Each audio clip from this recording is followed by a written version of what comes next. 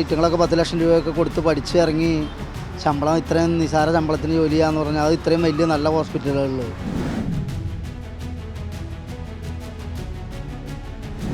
നല്ല ഭാരപ്പെട്ട ജോലി തന്നെയാണ്. ഒരു നേഴ്സ് എന്ന് പറഞ്ഞാൽ നിസ്സാരമായിട്ട് കാണേണ്ട ആവശ്യമൊന്നും ഉണ്ടെന്ന് എനിക്ക് തോന്നുന്നില്ല.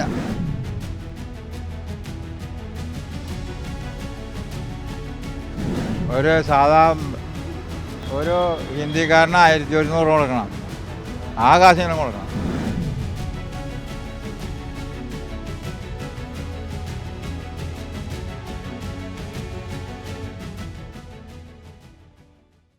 നമസ്കാരം. അങ്കമാലി അപ്പോളോ അറ്റ്ലക്സ് ആശുപത്രിയുടെ മുന്നിൽ വലിയ പ്രതിഷേധമാണ് നേഴ്സുമാരുടെ നടക്കുന്നത്. അടിസ്ഥാന ശമ്പളം 40,000 ആക്കുക. ഇവിടെ കുറച്ച് ഓട്ടോ തൊഴിലാളി ചേട്ടന്മാരുണ്ട്.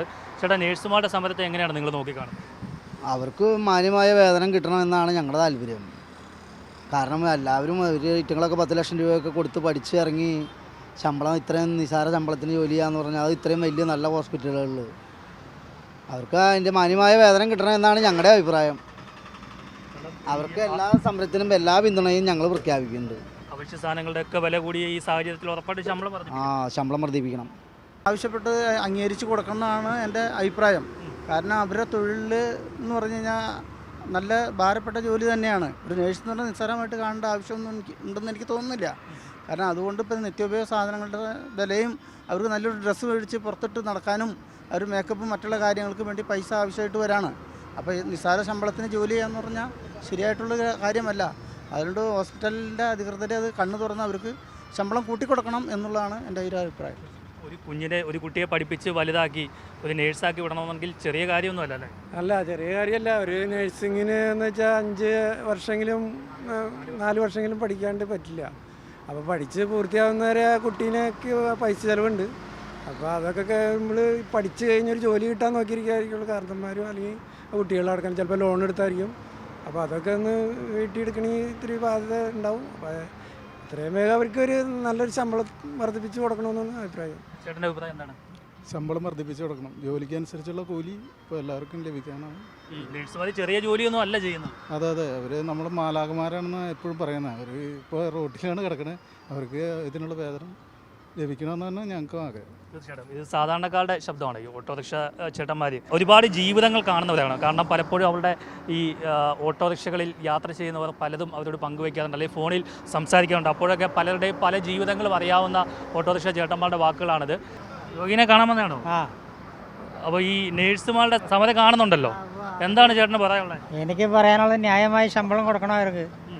അത് കൊടുക്കണവരെ അവർ പഠികരിക്കട്ടെ, സമരം വിജയിക്കട്ടെ. അവരുടെ ഒരു രോഗിയുടെ കയ്യിൽ നിന്ന് എത്ര രൂപയാണ് വാങ്ങുന്നത് വരെ അല്ലേ? ഭയങ്കര കാശെല്ലാം മേടിക്കണേ.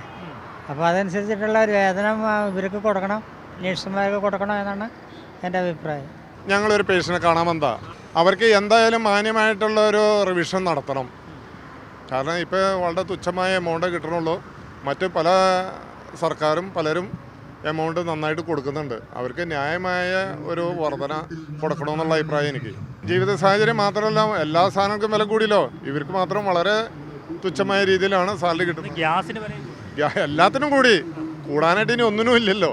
അപ്പം മാന്യമായ ഒരു റേറ്റ് കൊടുക്കണമെന്നുള്ളതാണ്. ചേട്ടാ, എന്താണ് ചേട്ടൻ്റെ അഭിപ്രായം? അവർ സമരം ചെയ്യുന്നത് ന്യായമാണ്.